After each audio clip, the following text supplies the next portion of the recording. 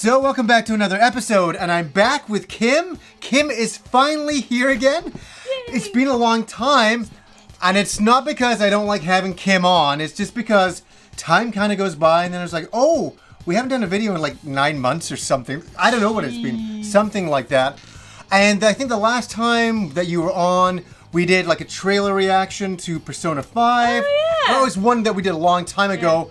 And we were so super stoked and excited, because you played all the way through Persona 4, loved it. Loved it. Yeah, you kind of had like a bit of a religious experience with the game. You really, yeah. It was definitely almost like it was something that I just didn't want to end. Yeah. I get really connected to games. I really do. And to the characters, especially in that game, were so good. Very much so. Yeah, you could really connect to them.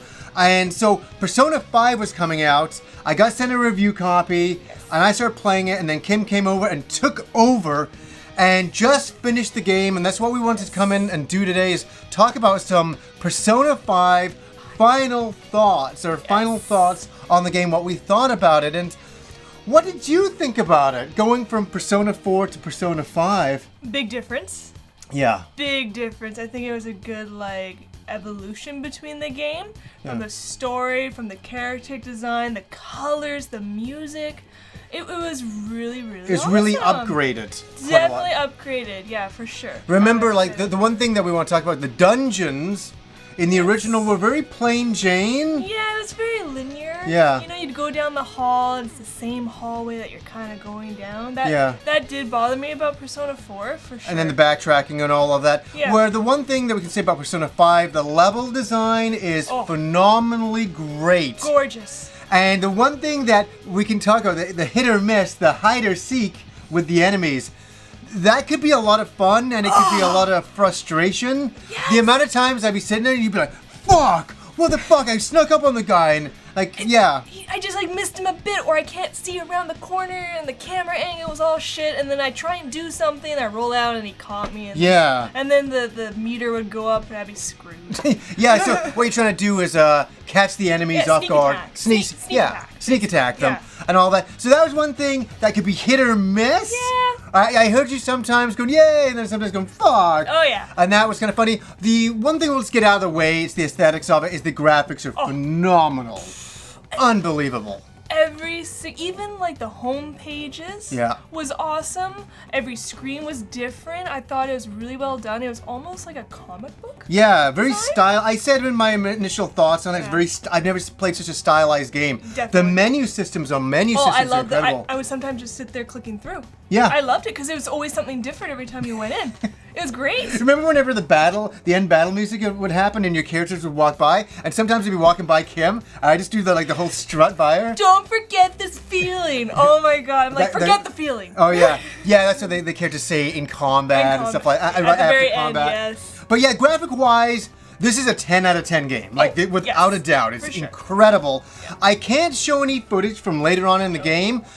The reason why is that Atlus Japan was really weird. Yeah. I wish I recorded some footage earlier on, so I'm just going to show trailer footage. Yeah. But if you show footage after a certain date within the game, they'll flag strike your video. Ooh, and I know some people that it's happened to, so I'm like, well, we're not going to take that risk. No. I'm not going to do that. I'm okay with trailer footage. That's fine. And that is Atlus Japan, and that's not Atlus USA. Right. It's one of those things that they couldn't quite figure out between the two. Right. Anyways, it's just the way it kind of is. We love Persona 5. There's a few things that we didn't love as much. You know, we didn't, that kind of word nitpicks for us, and I think we'll talk about those. Let's talk about some more things that we like, though. More things, oh gosh, I liked the character design. Yeah. Really well done. I mean, there would almost be different types, you'd be in-game kind of design, or when it's they do different cuts. Yeah. Story-wise, and you'd be watching a little animation, and that was awesome. Or when he's being interrogated, that was another design.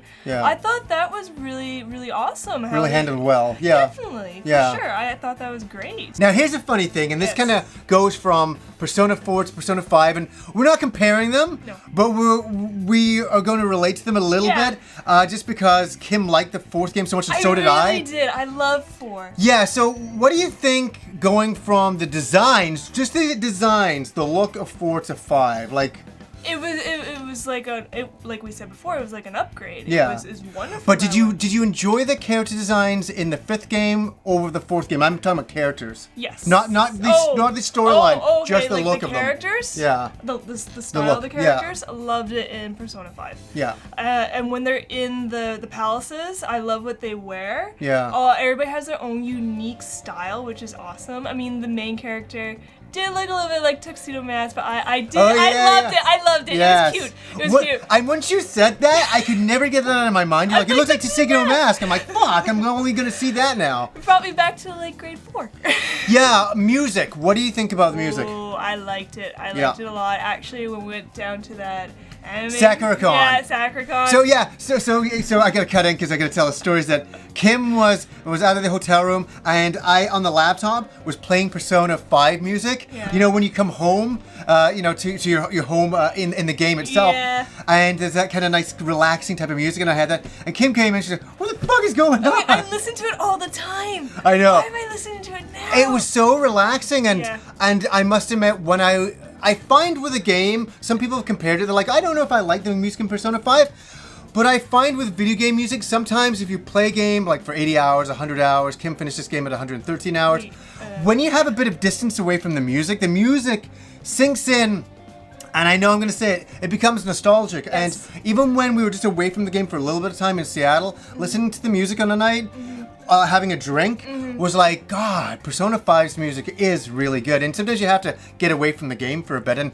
I think when you finish the game and listen to the game, music in years to come, people will be like, oh my God, it's what was so classic. cool was when we got like the characters design from Persona 4. Oh, I unlocked the stuff, yeah. Sorry, we unlocked that, and the music was from Persona 4. Yes.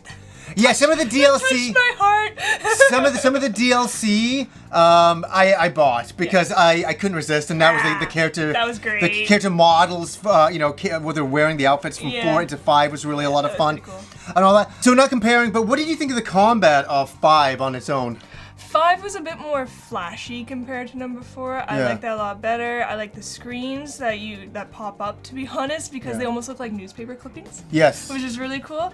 I thought the demons that you were fighting were a lot more better. Were a lot more like the more design, more detail. Yeah. Like, as soon as you start out, they're not as detailed because they're like lower levels. But as they get higher, they get way better. Some of the monster designs get way more crazier, and that even for me, the combat in 5 is incredible. Yes. It's so. I mean, from the very start, and in this one, you can recruit demons, and you can bring them in, which you could do in the original Personas. I was happy to see that back again. You're negotiating, trying to get the monsters into your party, and then you can take them and do your personas from there. And there's a lot more stuff there. What did you think about creating personas in this one compared to 4? So much easier in 5. Like in 4, I didn't really understand it. There was all these like webs you could go during certain times so that they could have certain things. In number 4. Here, it was a lot more fun. Yeah. It was a little bit more gruesome. Yeah. Because it was, spoiler, I guess, a chopping block. Oh, yeah. When you would come down. So you'd kill them, You would actually, they'd be struggling and everything. I'm like, whoa, that's a little bit intense. Pretty cool. How did you like the girls? Oh, they were, one of them was a bit of an asshole. Yeah, we're talking in the Velvet Room where you create your personas and micromanage all that. I thought they were very cute. I mean, like, they try to keep my guy in line and saying how crappy I'm doing. I need to, like, listen to their master. I know, you're always telling me, like, I fucking hate these guys. Like, shut up! I don't want to make things for you. And, of course, to, like, create the bond with them was the strength bond. Yeah. And I'm like, okay, well, I gotta do this one. Yeah. Because those are one of the good personas, Yeah. right? Yeah. It's a good game, and one thing we're not going to do as well, I know I'm saying this later in the video, but no spoilers. Yeah. I'm not going to say anything, but we got into a bit of an argument down at SakuraCon with some nerdy guys behind us in a lineup, and they were talking about some aspect of the game, which I'm not going to say, because it's a spoiler, and they're like, I don't like this, and I don't like that, and we're like, well, we do like that, and we got proven right. Yeah. And I can't say how. For anybody who's finished Persona 5 may know what we're talking about. I'm not saying anything. I'm not gonna spoil. No. I'm not gonna spoil it at all. That's not what we're trying to do this video for. No. I like the game. Let's talk about some of the aspects we didn't like as much. I would say this is like a nitpick. This is a real nitpick. I think there's too much talking in the game. Sometimes I enjoy being in combat and doing things and all that, and I understand or interacting with the characters. Yeah, but there's just so much talking, cell phone information, talking, all that. And I understand an RPG is a lot like that, but this game had a lot. A lot of talking. It kind of took me out of it a bit.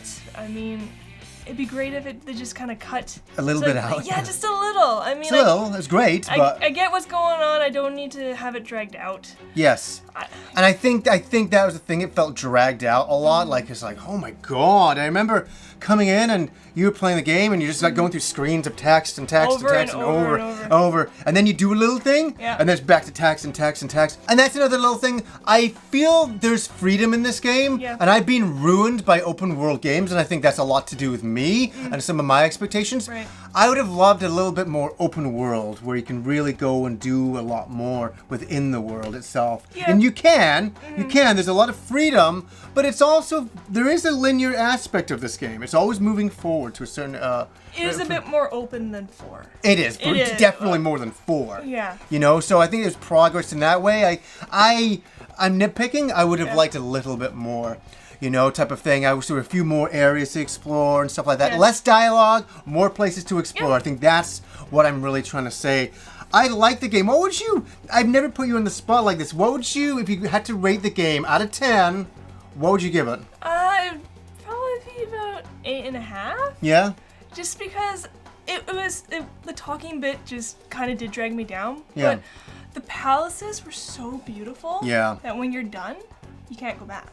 Yeah. That kind of hurt. I really wanted to go back and have more fun, but that's why they do have the mementos, so that you can go, but that also becomes, you know, linear. But that was probably one thing that really dragged it down for me. Yeah, I get, do you know it's a good score you give it? I give it like an 8.5, bordering on a 9 for sure. Definitely bordering 9. You know, like I would almost bump it to a 9 just for the graphical interface is legendary. It's not just kind of like it's nice looking combat or it's a nice they put a lot of effort from a design point of view. Like on paper, designing all of that is a work of art. Yes, it was. And I think Atlus really knocked it out of the park in that one. We were not disappointed with this game at all. It lived up to the hype and then some. I didn't want it to end. That's why it kind of took me a little bit longer than usual. I didn't want it to end. Never. Yeah. I know. You know what's so funny with you in games? You get so emotionally into them. And listen, this is kind of interesting. It reminds me of myself a lot more years ago. I'm not jaded by video games, but I played so many. I finished so many that Kim has finished quite a lot of games, but she's still in that kind of awe of getting captured by the emotion at the end of a game. And I do feel that at times as well, where you're like, oh, when Zelda Breath of the Wild finished, I was like, God, why is this over? I even felt it with Nier Automata. I was like, oh, why is this over? I really enjoyed that. But I love coming in the room, and Kim is like, I'm not kidding. She's like teared up. She's like, I don't want to be on. There's this. I remember when you finished Final Fantasy IX, you had the same thing as well. Yeah, that was her. That's a nice game too, and it's so funny, you know. So I remember somebody in the comments. I remember years ago they said, "Oh, Kim's on the show. She's not a real hardcore gamer." It's like, what? I made a whole episode about that. I'm like, what are you talking about? Kim has finished Persona 4, Persona 5, Dragon Quest 4, 5, 6, nearly almost 7, 8, 9. Yeah. I mean, oh no, but you just, I mean, what do you have to, you just have to play a fucking video game. Whatever. You don't have to be a hardcore gamer. You know what I mean? Type of thing. And thanks for coming on and talking about it. Thanks for having me. Of course, you're just in the other room. You know, like it's so funny, and I wanted to bring Kim on just to talk about it because Kim was the one who finished this game. I was the cheerleader on the couch going, yay, you know, like we had some good moments. Or walking away when I'm screaming. Oh yeah. The most classic one was when you were doing Persona 4 and you're fighting the baby? In that block. You remember the fucking blood? I kept covering it up. Anyway. Yeah, and then I remember I walked out of the room. I made a tweet. I'm like, yeah, I'm walking out of the room. Kim's playing his boss. It's like driving her insane. I'm hiding in the other room. That's a good game. That's when you know it's a good game. Yeah. And Persona 5 is a really good game. I really hope people go out there and give it a chance and have fun. Yeah. Like, I totally recommend it. It's a good RPG. There's a lot in there. There's a lot of great character. You know, we didn't want to get into the whole storyline thing because we don't want to spoil it. Yeah. Because you can't really talk about the storyline without spoiling it. Yeah, in that regard. You gotta experience it. You have to experience it. And what did you think about the story from the 4th to the 5th? I like the storyline in the 4th just because it was almost more family oriented. Yeah. Just when he comes in. Your main character. The main character, yeah, when he stays with his uncle. Whereas this one, it was more just friend-oriented, which is fine, which is good, but I don't know. I really did enjoy the family aspect. Yeah. Here, it was... You felt like a stranger in that house kind of thing. You did. You feel like you were invading his space. I know. And I know how stupid that may sound, but it totally resonates into the entire game itself. Yeah. You kind of feel that. And that music as well, it creates a bit of a downer whenever you get home. Yeah. I don't know, but it's great. It's great. It's very emotional. You feel it. And look at that. It made us feel what the character was supposed to be feeling. You're right. So it kind of worked, even though it made us kind of bummed out of that aspect. But guys, we just wanted to talk about Persona 5 today and give our final thoughts. And so, anyways, guys, until next time.